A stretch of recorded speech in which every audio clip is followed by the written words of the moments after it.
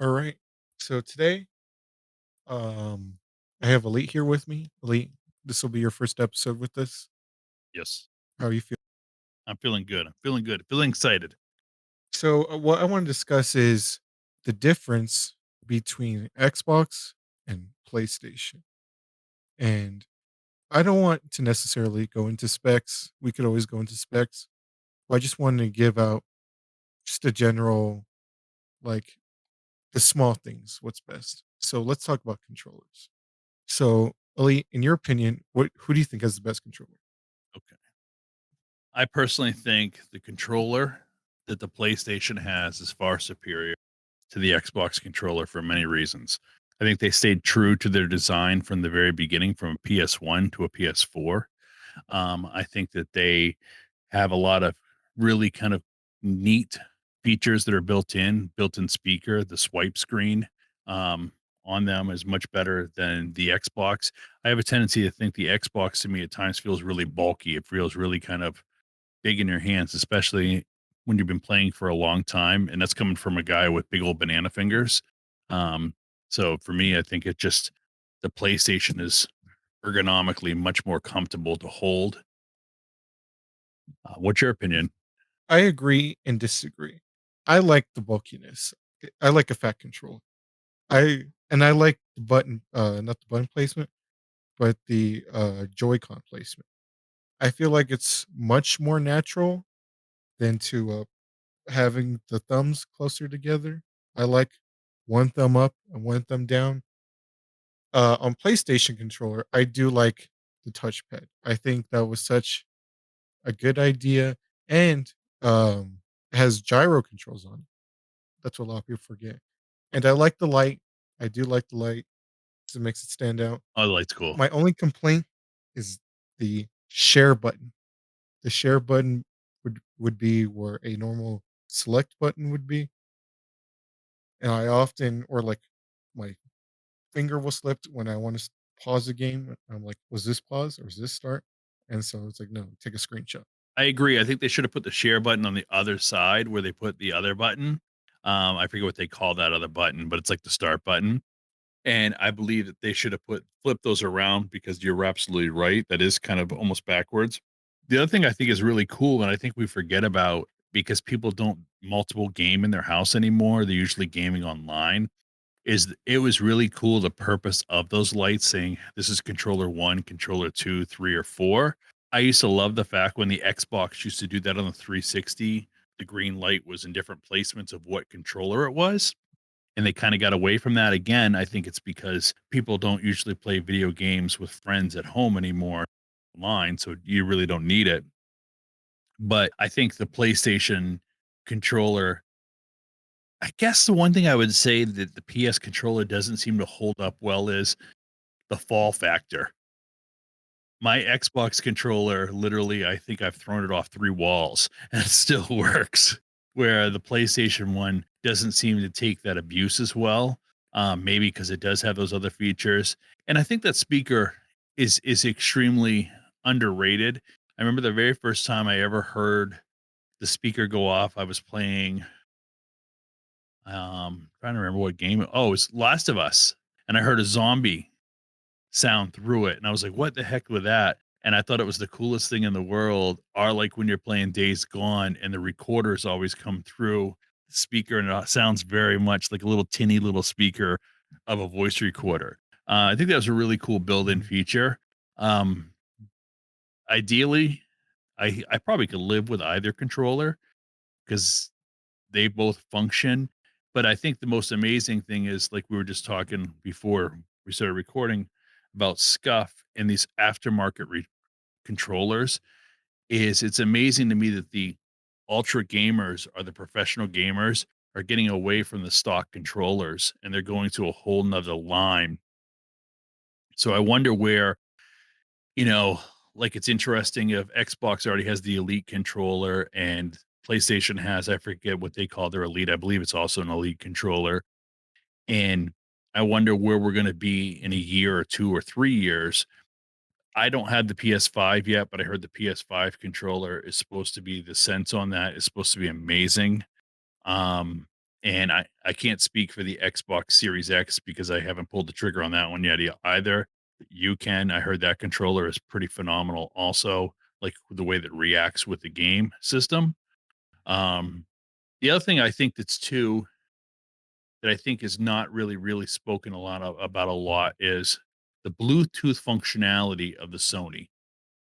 The Bluetooth functionality of the Sony controller is pretty amazing considering most of the speakers, I mean, headsets that are made for Sony are Bluetooth. And I remember like the Xbox, you had to get into an Xbox. I forget what they ended up calling it, but it was the Scorpion or Scorpio one. That was the first one that had Bluetooth on the console. Prior to that, it was all wired. And Yeah. I think that that was kind of a little Microsoft missed the boat on that one. I think that my understanding is the Series X has a lot of Bluetooth capability, which is great. But the reality is that that's pretty cheap technology when these things were being made, especially when they did the S series or they did the X series, S, Xbox One X. That definitely was very prevalent. So I don't know why they missed the boat on that one. My only complaint with the Sony PS4, at least their Bluetooth, is I can't connect like my Beats or certain things to it because they weren't part of the rollout that they approved of them. They only let you use approved headsets. So, hence the reason why I use the Astros USB headsets because the Bluetooth wouldn't didn't work for my Beats.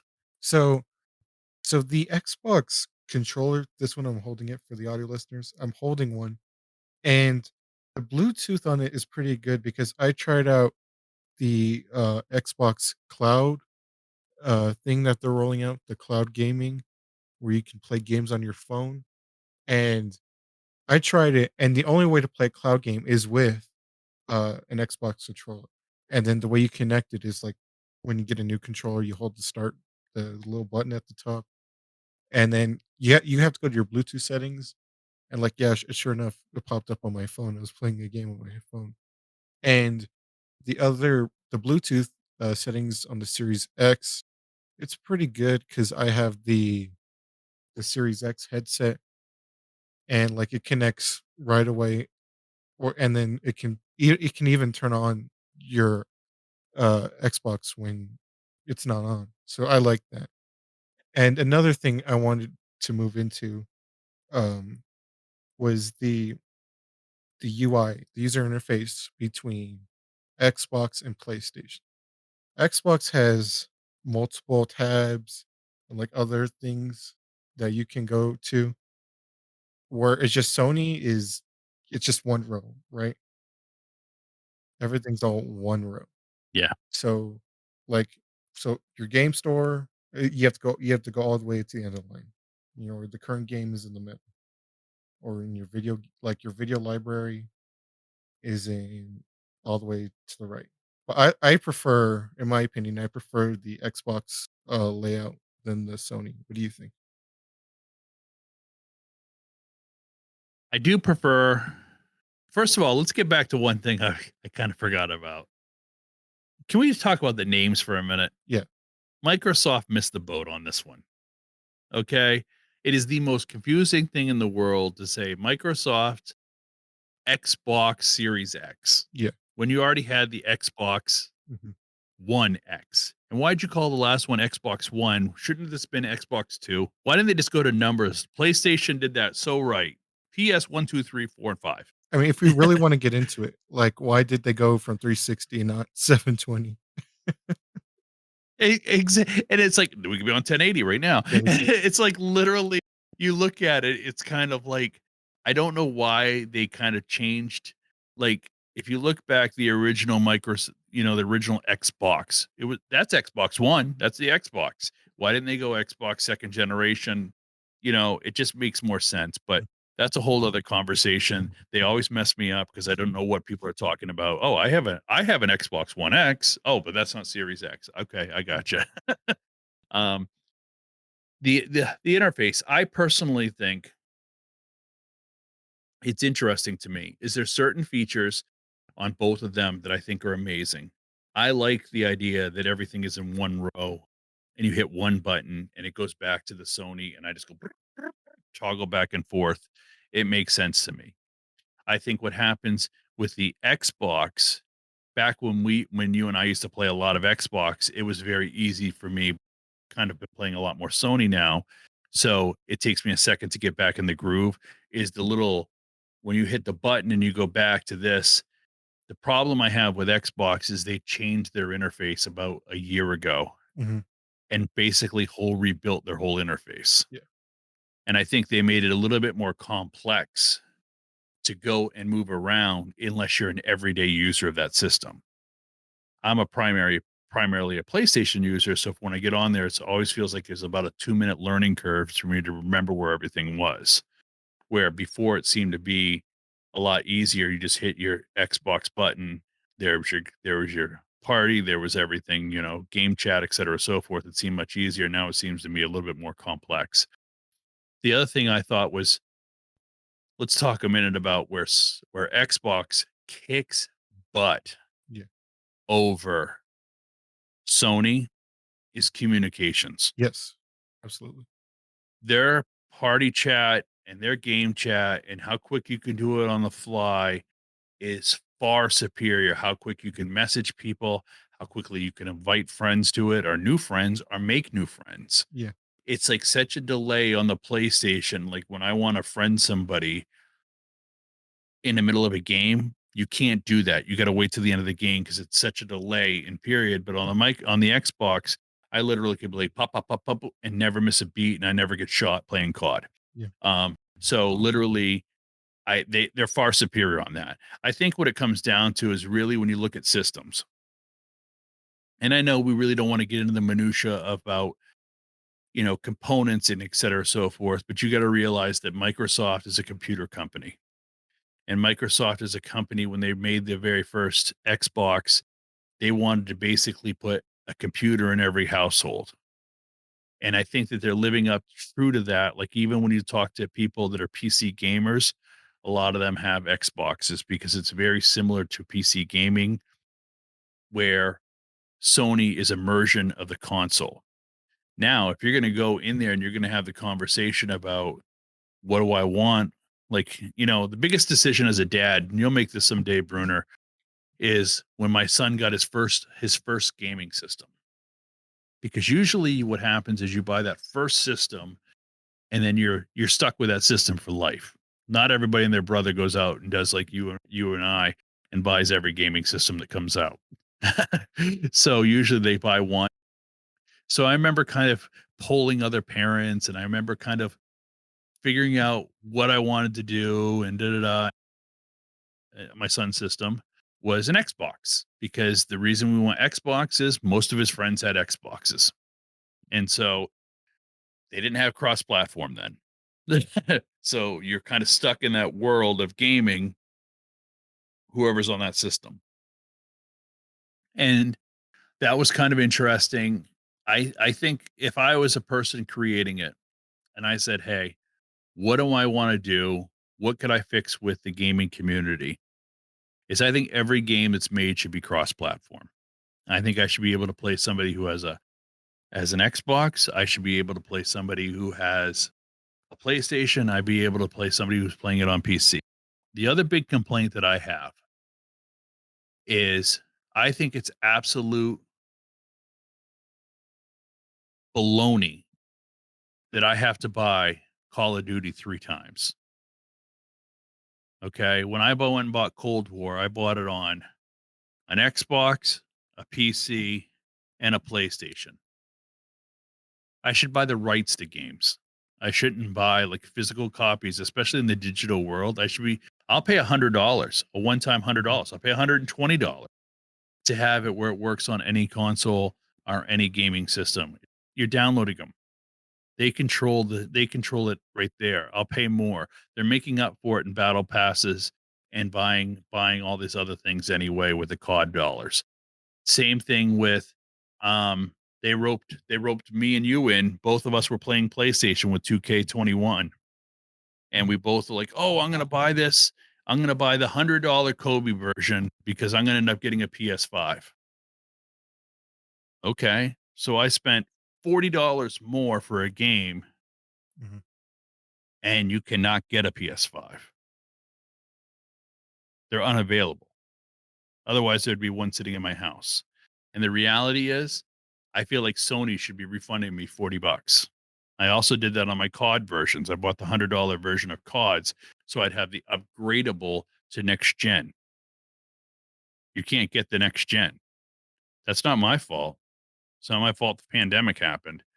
But Mhm. I'm sure they took that money to the bank though. They didn't think about refunding that back to the gamer. So, and then you were saying you have to pay $10 because you have a next gen? Yeah, I was looking at it now. Some games, they'll be nice to you. Like, if you pre-order a game, like a standard game, you'll be like, "Well, if you pre-order it, we might, it comes with the next gen upgrade." Like Madden. Um, I pre-ordered Madden, like, a week before it came out, and then right when it rolled out, I got my Series X, I got a free upgrade. And Cyberpunk, we could talk about that later, but they're like, "Hey, like, we've had a lot of problems.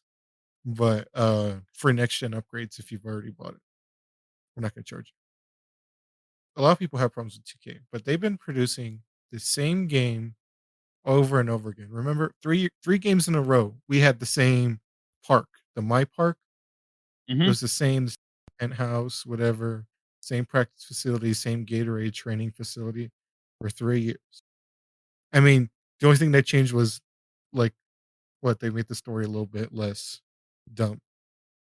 And, like, I feel like, well, I if I pre-ordered, the regular version, it should come with a free next gen upgrade because, like, if they're producing the same game, what, now I can see basketball a little bit clearer? Like, it's just that game has no reason to charge me an extra $10. Like, AAA shooters, yeah, because they take the time and effort because they put in the attention to detail, but 2K is 2K. Like, they're the last company that should be charging me an extra $10.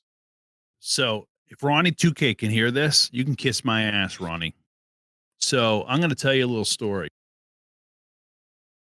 Bruni, you know how much I played 2K.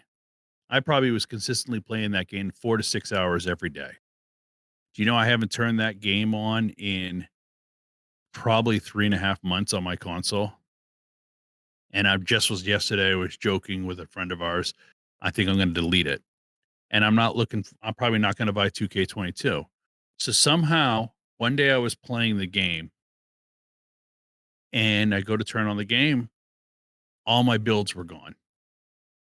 Now my builds, 2 of them were 99s. They were gone. Went back in to try to build them back. It said I was back at high school level on all of them. There was a glitch. And so I deleted them. And then because I deleted them there, I didn't realize that all I had to open it and everything would have came back. So I lost my center, who was a 99 overall and had all his badges. And I lost my point guard, my shooting guard, that was basically my shooter that was just amazing. That was a 95. And at that point, I said, I'm never playing this game again because it's too late in the season to rebuild. I'm not doing that. I'm not going to rebuild my characters all over again. I'll catch it out at 22. Well, now that's been out of my life for the past, like I said, 3 months, 3.5 months. I am probably not going to buy that game again because exactly what you said. I faithfully bought in that game every year, year after year since the launch of that game. And it's subtle, stupid changes. Now, I heard that on the next gen PS5, some of my friends said, oh, the park is completely different. Well, that park that I bought on a PS4, I feel like they threw that stuff together and said, okay, we're just going to make a game for the next gen players, but screw the guys that are paying 60 bucks on the PS4 that are carrying it till the games come out. And there's not a lot of my friends that have PS5s because they're just not available. So basically, I'm kind of basically saying, kiss my ass, Ronnie 2K. You've made enough money off me. I'm looking forward to, I heard 989 Sports. I heard a rumor that 989 Sports is going to come back and make games again. Now, what I always say to people, especially the younger folks, the best time in sporting games was when you had competition and you had 2Ks and you had 989s and um, there was 989, 2K, Yeah, Madden, EA. EA Sports, and everybody was making games because what they did was the show wasn't the only place you could play MLB characters. Anybody could pay for the MLB name and for the rights of the characters and put them in games. The same with NBA and the same with NFL. Another game I'm looking very forward to coming back is I would love to see an NCAA football game.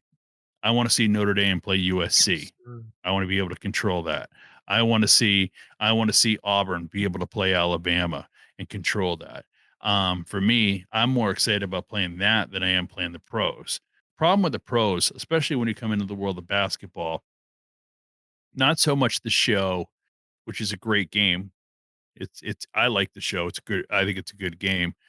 But the biggest issue that I have with basketball games and somewhat football games is you have too much free agency coming into effect. Mhm. Is that's the whole reason you're buying these games, especially the 2K games, is the flippy floppy of people are signing these 2-year contracts and they're off somewhere else. Well, if I want to play as Kevin Durant, well, now he's on Brooklyn. Oh, he was on Golden State. Oh, he was on Oklahoma. And it doesn't always work out when you try to trade these guys away because you have to give away the farm to get a Kevin Durant. So it's literally kind of limiting the flexibility of it. Um, but that's what I want is I want more competition in sports games. Yeah, You know, again to the argument about Xbox versus PlayStation, I think the big thing that keeps PlayStation going is exclusive games. yeah, Um, who gives a shit about playing Halo anymore? Okay, the days of Halo are done. Okay, we're not going in a time machine and going back 15 years and playing Halo. Um, the reality is when you look at exclusives, the PlayStation lineup kicks the butt out of Xbox, with the exception of the show. I mentioned the show. I think PlayStation user, you didn't play it, and now for the first year, I believe this is the first year it's available on the Xbox 360. yeah, I mean, I'm sorry, the Xbox. yeah, Here we go again with the dumb names. And so I think that's the first time it's out there. And I think it was really smart that if you were a Game Pass user, you got to. I thought that was a really great idea to introduce everybody. Next year, I guarantee you, it's not going to be free. But when you think about titles, I mean, I can list off right now 5 titles that PlayStation had that are probably 5 of the greatest games to come out in the past ten years, and they're PlayStation exclusive games. mhm, Um, Last of Us is arguably one of the greatest franchises ever made in the history of gaming. 1 and 2, both great games, exclusives. Days Gone to me, and as Bruner knows, that's my passionate game. I've literally have played that game and beat that game probably 8 times complete, 100% of it, and I think it's one of the most beautiful games ever made. I'm very disappointed that there might not be a sequel. And then you look at Horizon Zero Dawn, great game. Gods of War, great game. I can't think of any Xbox games that are on that caliber of like when you say those same names. Um, if I'm not mistaken, Sony also had a Resident Evil exclusivity. mm, They had something to do with Resident Evil, yeah, and if I'm not mistaken. yeah, Xbox, yeah, it's just Halo. Xbox exclusivities have been Halo, Gears of War, and as a Gears of War fan, it's been very disappointing because, like, Gears of War, the original 3 were very, like, grunge. It was very dark, like, it was and it was because it was, like, early 2000s. It was, a dark game, and now we're in, you know, now we're in the 2020s now, like, they won't like, this is their headline game. Because back then, Gears of War was like, yeah, it's a Microsoft exclusive that's, like, trying to gain some traction, so it's trying to build a name for itself. But now this game is, on the faces on the many faces of Microsoft, along with like Forza and Halo. So Gears of War is right next to Master Chief. So they toned it down a little bit, and because they're trying to market it to everybody, but that was the fun of. And yeah, and then Sony like has just been killing it with the exclusives. Because among the names you did mention was Sony owns Spider-Man, Oh, yes. Yes. That's right. and Spider-Man is such a good game. I played it, and yeah, a lot of people they're like, "Yeah, this is as good as Spider-Man 2 on like the original Spider-Man 2."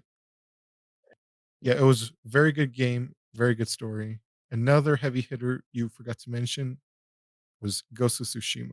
Ghost of Tsushima came out at the perfect time, like during a lockdown when everybody was stuck at home. Don't you agree? I agree. I think that for me, as you know, because we both pre-ordered that at the same time, and for me, that was probably my most anticipated game in probably the last 5 years. And it's interesting you kinda brought up Gears of War, and I really, really wanted to enjoy Gears of War. And as our co-part, who's not here right now, Anthony, he was a big games of Gears of War guy. And so he's like, "Download this and we'll play it."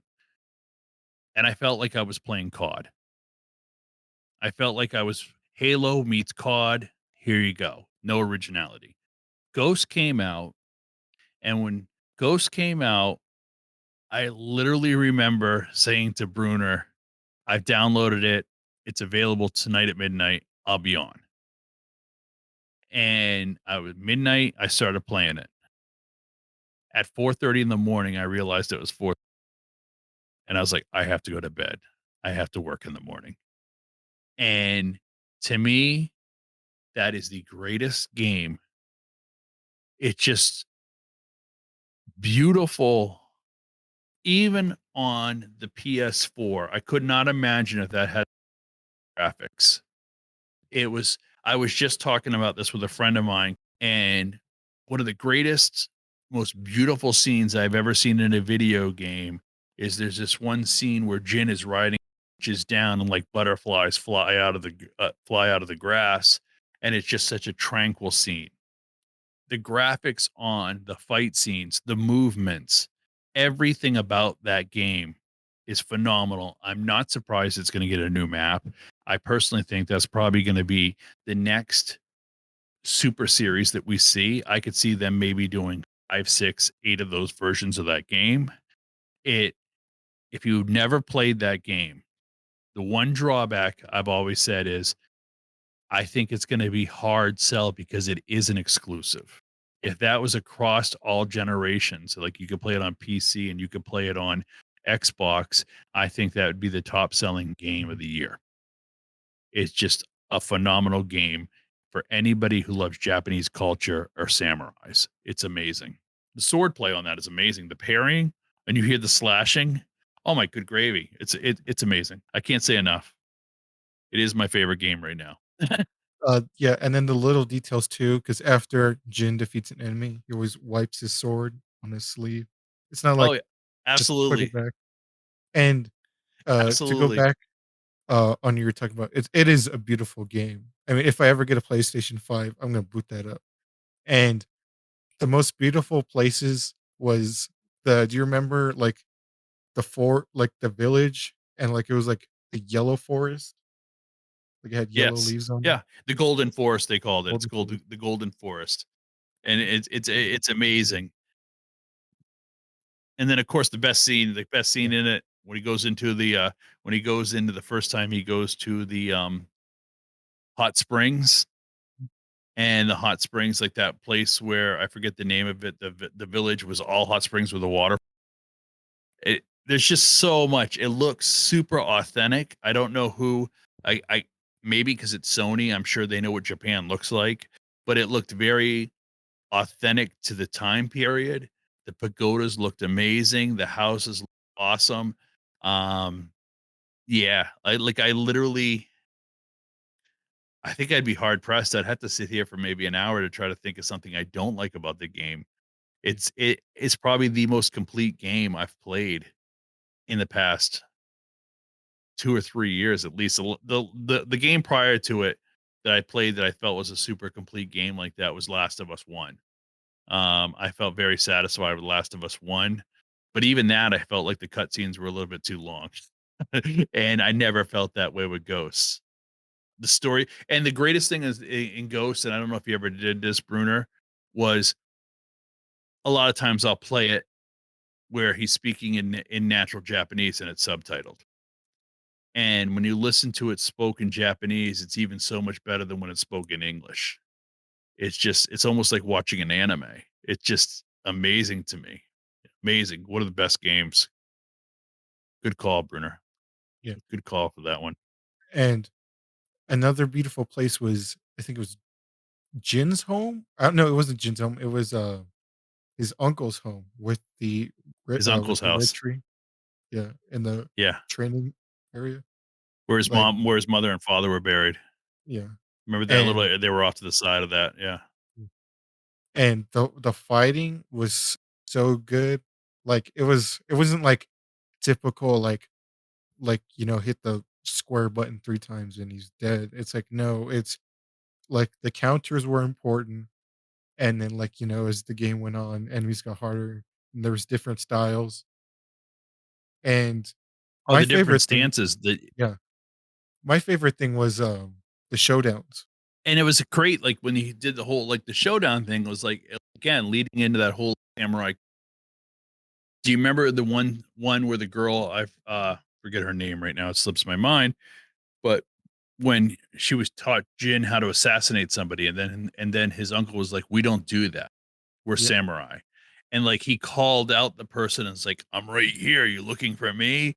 And then he would stand his ground against them face to face with honor, as opposed to being, like, sneak up behind somebody like a ninja, you know? And yeah, it just amazes me. There's so many little things in that game. Like, literally, the very first scene, the very beginning when the mongrels land on Tsushima, and there's the fight where all the samurais die except for Jin and his uncle, is probably arguably one of the most beautiful cutscenes I've ever seen in a video game.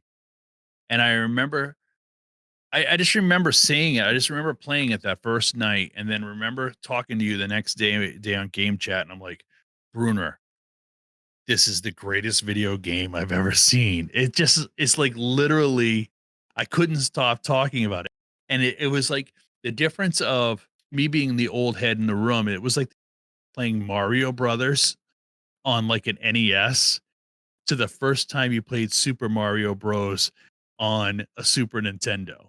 You know, it was like that. It was like almost like night and day of, oh my God, it's not like a little blop of like blurriness. It's like so you could see sweat on his head. It was like amazing. Everything about that game is amazing. It's literally probably the greatest game I've ever seen in my life. Honestly, it's definitely in my top 5. I put Days Gone there too. yeah. Xbox cannot compete with that. The only thing that it can compete with Sony is, I would say, because the user interface, like you mentioned before, the party, and adding somebody, and you know what the most annoying thing PlayStation has is you accidentally click on a game and you're like, "Oh, I didn't mean to click on that. I'm gonna press the home button and go back." You have to wait like 10 seconds Yes, to exit the game. the delay, especially when you're playing a big game like COD. It's horrible. Mhm. And I guess the other thing we didn't talk about too is when you talk about controllers, one of the other BS things that I wish they would take it off is the share button. Okay, Yes, absolutely. I've played games. I don't know. Let's say we'll say 30 years just to be safe. I'm sure it's longer than that. I've never shared a game in my life ever with anybody. I don't need to take a screenshot of what I'm doing. Um, you know, it, it just is corny to me. It's just corny. I don't know. Maybe it's people do it to share a screen of like whatever. But another thing too, the PlayStation does do that I thought was super. super cool that I'm don't think you can do it on the Xbox is when I do hit that share button. I remember the first time Sean played Ghosts was he played my Ghost. I shared my game with him and he got to play like maybe like 5 minutes of the game. And I thought it was a really great way to sell more games because you could share it with a friend and I could be like, "Hey, Bruner, check this game out that you never would have bought." And it's funny is if we're going down that road, there's so many games that I feel like are on the PlayStation. I think the PlayStation has more sophisticated games than the Xbox. And what I mean by that is you introduced me to that whole trilogy of what was it called? Detroit Hard Rain and Detroit. Oh, yeah, yeah, Heavy Rain, Detroit Become Human, and then there's another game from it's a director guy, yeah. And it was like That's another exclusive that was so good. and they were amazing. And they were amazing games that they weren't like your stereotypical. They were almost like the old school book. Like I remember playing that one Human Being or Being a Human, I forget what it was called. And it was basically like you choose your own adventure. Yeah. And you would play that game and so I did some reading up on it. There's 80 different ways to complete that game. And I'm like, that's amazing. So you run through it one time, you get to run through it another time, and it's a totally different experience. And that's what I'm looking for in games. It's great to sit and play Madden. It's great to say, "Hey, Bruner, I'm gonna beat your butt in Madden," or "Hey, Anthony, I'm gonna beat your butt in Madden." Usually, I'll say, "Oh, I'm gonna beat your butt in Madden," and then Bruner beats me, but that's okay. But that's great if you want that one runoff, like a one shot. But if I want to invest my money in something, because the price of these games, these aren't $20, $30 games. We're now in the world of 60, 70, $80 games. I want to have something that I can go back to the well and play again and again and again. And I love the fact it was a different story. You know, very rarely, usually what'll happen with me is I'll play a game and I'll beat that game and then I delete that game and I never look back at that game. And but what I'm finding is there's certain games, Ghost of Tsushima, Days Gone, Heavy Rain, you know, I'm playing these games again and again and again. And if I turned on my console right now, I would say that I probably have 5 or 6 games that are in the front because your most used games are in the front and then your other ones. And Yeah.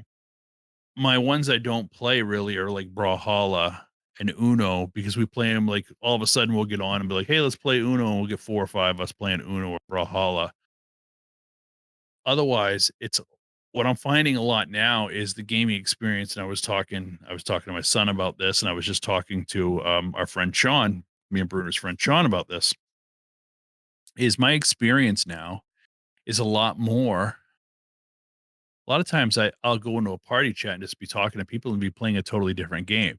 Another game we never even brought up that I think is a PlayStation it was a PlayStation exclusive, but it's also on PC, but it's not on Xbox, The Forest.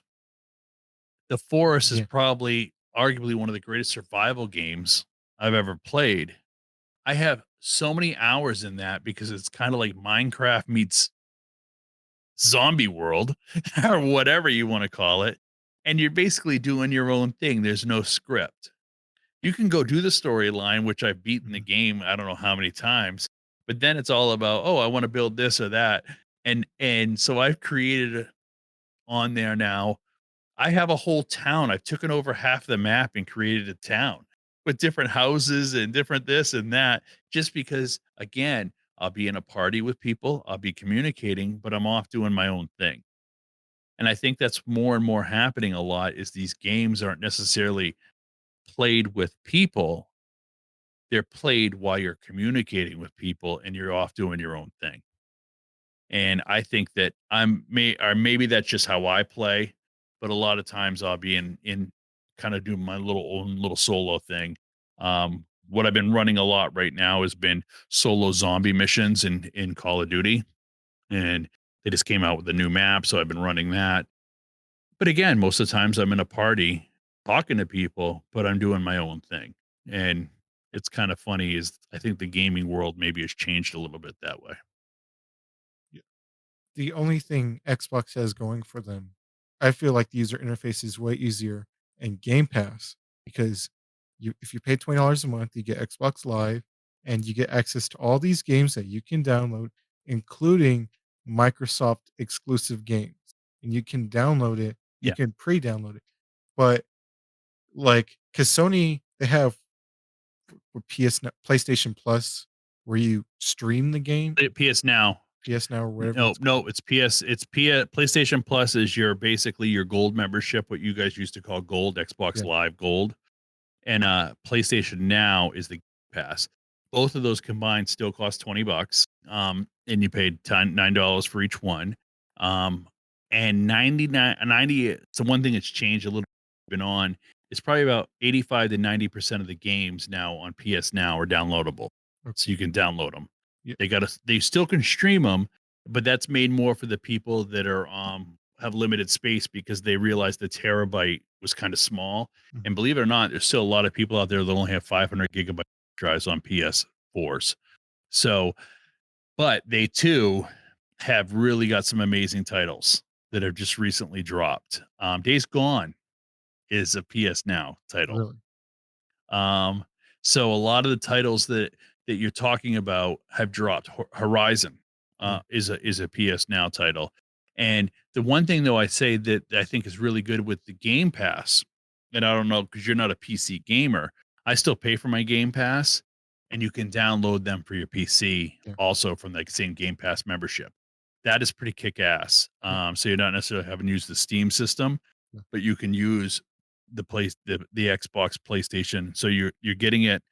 I mean, the Xbox Game Pass on it, so you can use that too on your PC, Mhm. which I think is a really good deal. Yeah. But how long has it been someone can correct me on this, but I feel like Days Gone's been out for 3 or 4 years, and then, like, now hmm like, it's now hitting PS Now, but, like, I feel like Sony imagine if like, if, you just pay 20 bucks a month and you have access to Ghost of Tsushima, Detroit Become Human, Days Gone, like, right when they come. Detroit Yeah. Become Human, Heavy Rain are Yeah, also I on mean, get PlayStation but, now. like, when they come out, not, like, a year or 2 after. Yeah, I think what's happening with PlayStation is to be perfectly honest with you is I think they're going through a transition, and I think that they're realizing, okay, Xbox is Yeah. giving you this on drop day, so you can go out there and get. Now, the big thing that they did do with Game Pass, if I'm not mistaken, didn't EA Games just combine with them? Yeah, so now So now your EA games are available too. I can download FIFA 22, not 22, 21. Uh, you they just put right recently, they just put out UFC 4, which is the current one. Oh, man, 21's on there.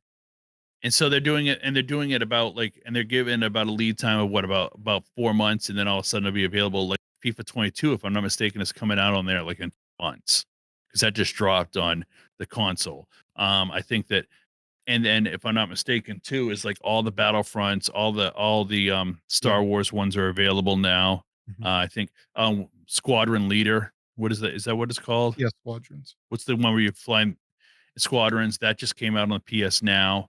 Um, so when you look at it, I think what they're realizing is they made some mistakes, which is fine. I think that's the next generation is membership gaming is what I'll call it. Is I think they're trying to get that guaranteed $20, $30, whatever it is a month. So little tidbit of information for you. Back when online gaming first came out, okay, it was just funny. I was just talking about this with somebody. You had to go out and you had to buy a piece. It's stuck in the back of your PS, and it was a PS2. You took off this little thing, and then you plugged in your Ethernet cable, and then there was limited games that had online access.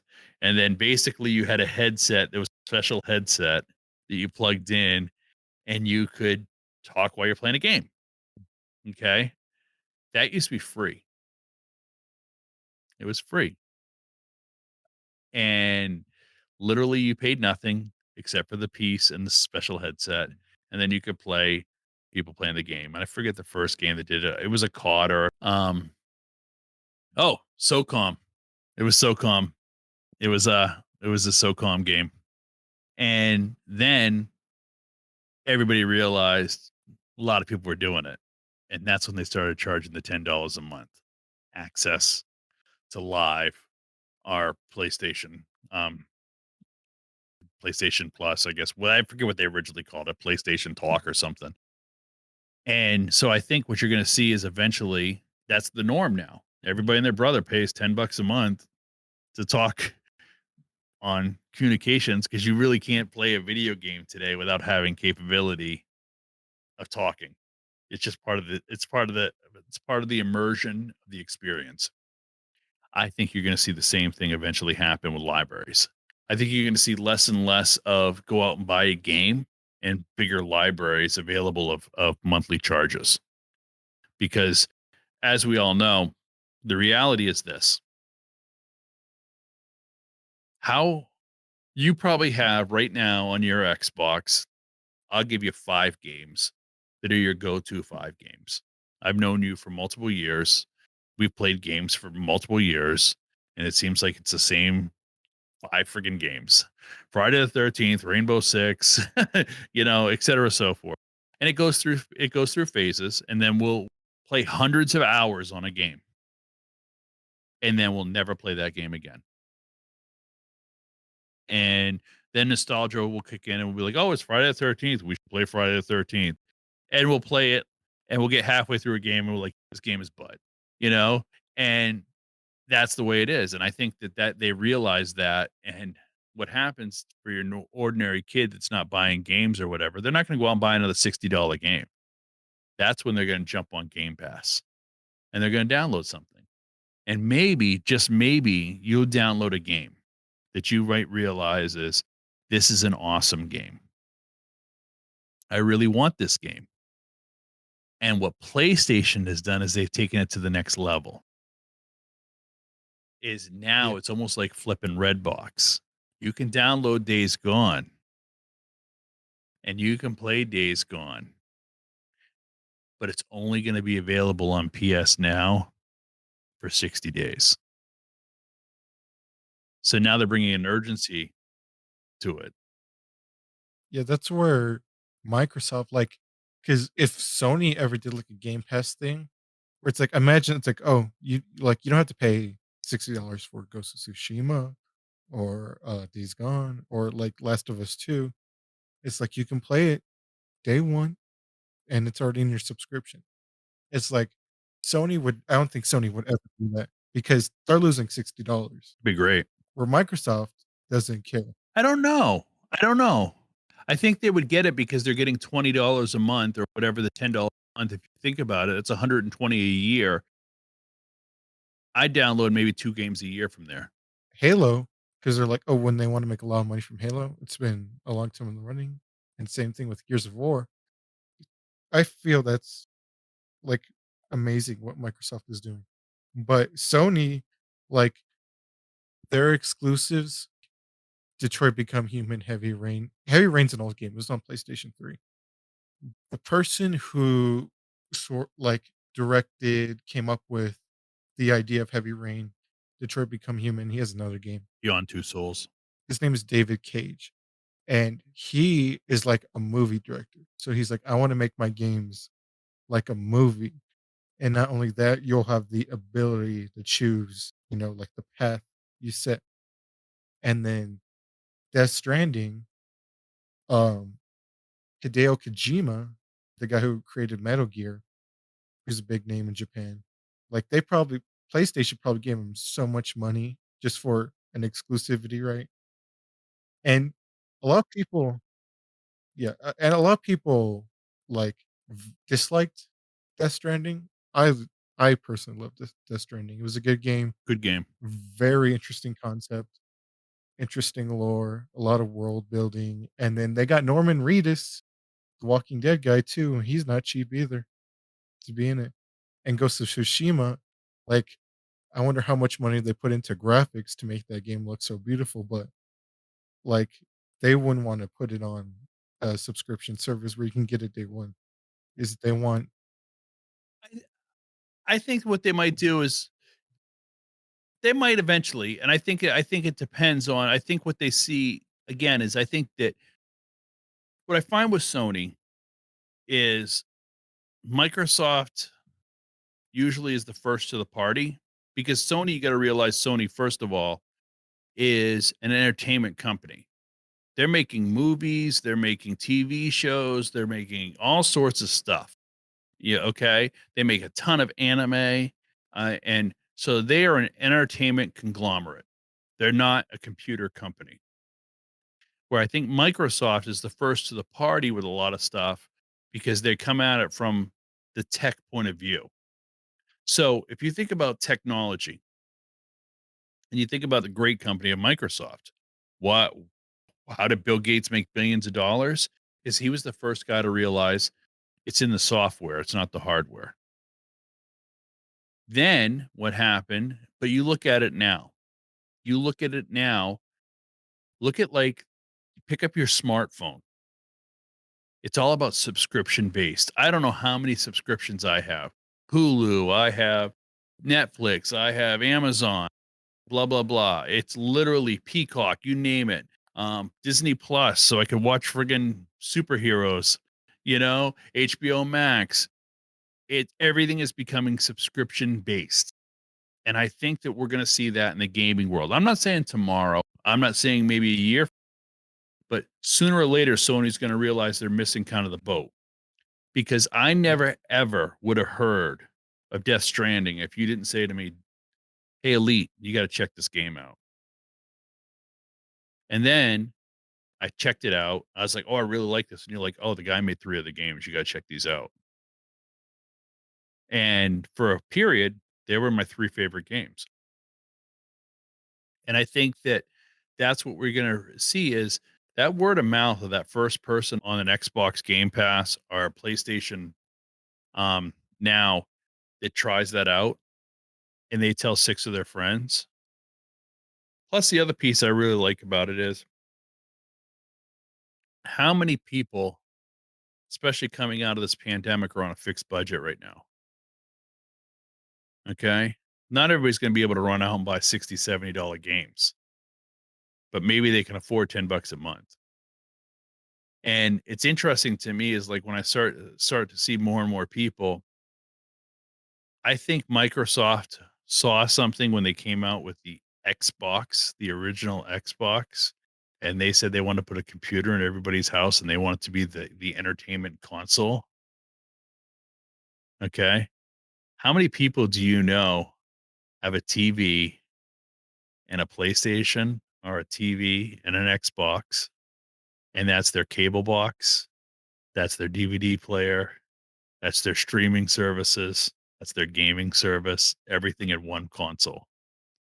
And I think it's finally getting to that point that when I look at it, it's amazing to me is there's people out there back in the old modding days when we had Xbox 360s that they were turning them into DVRs, they were turning them into all sorts of things just because they could. And I think it's really interesting is when we kind of look at that where we're at now with the console war. I don't really think of it's a war anymore. I think it's a console choice. And people are now making these choices of am I Microsoft or am I PlayStation? And to be honest with you, you and I can sit and have this debate because we have both consoles sitting in it right by our TV. 90% of people wouldn't know the idiosyncrasies of the difference. And to be me, I guess I'll sit in Sony's camp. If you want more games, a very vast library, they own the rights to some of the greatest games ever made. If you want to play old school games, and their exclusives are much better, I think, than it's Sony. If you want to have better technology and you want to have better speed, possibly better graphics, then I think it's the Microsoft world. But we can sit and say you can't yeah. really go wrong with either one. Am I right? Props to Mike because you said, like, down the line, like, it's gonna head in that direction of a Game Pass direction. Oh, absolutely. So Microsoft is already Like, Microsoft's already on the boat. They always were. They're always the first to the party. But the problem I think Microsoft's problem was with exclusives, like I mentioned before, like, they got David Cage, Detroit Become Human, Heavy Rain, and then they got, Hideo Kojima to do Death Stranding, is Microsoft, they just buy, like, they just bought Bethesda, and Bethesda's made Fallout and Skyrim, but, like, I feel like they need to get, like a single person who has a vision, Mhm, like Hideo Kojima and David Cage, and then put out a good game. But another thing too is, like, the Xbox is, like, the poor man's console because, like, if you spend all, like, your money, like, all your $500 on an Xbox, well, it might come with, "Oh, you bought it, like, and here's a free, subscription to Game Pass," or, like, just an extra $20, you get Game Pass. So it's like, "Oh, like, I can't even afford a game till next paycheck, but I have the subscription, and I can play these games right now." mhm. I think so. I think you're right. I think I look at them and I sit and say, but like Microsoft has always been the first one. Like when I said earlier, remember I told you that the PS2 to play SOCOM, you had to go buy this bolt-on thing. I don't remember how much it cost. I'm sure it was 60, $80, which at that time period was substantial money. And you plugged it in the back and then you could go online. Microsoft was the first one to come with a landline in the back. So you would just plug in your Ethernet and you were good to go. A couple tweaks, tweaks. So again, being forward thinking because they were computer guys, I can remember me and my friends used to get 5 or 6 of us together with Xboxes and 5 or 6 TVs, and we used to have LAN parties, and that's how we play COD. Or we'd play different games. We'd all be in the same room. We literally could like look over and be like, "Hey, Bruner, I got you know. But that's the way you used to do it. Is you used to create private, networks, and that's how I used to play. I can remember going to the mall and when I was a younger person, and they used to have arcades and they had whole sections you'd pay like $20 an hour to go into, and they basically had massive amounts of Xboxes or PCs on a private LAN, and you'd be playing like World of Warcraft. And it's like that's what how they all started. That's how the whole then Microsoft saw that wow, there's a lot of people doing this. Let's put communications in.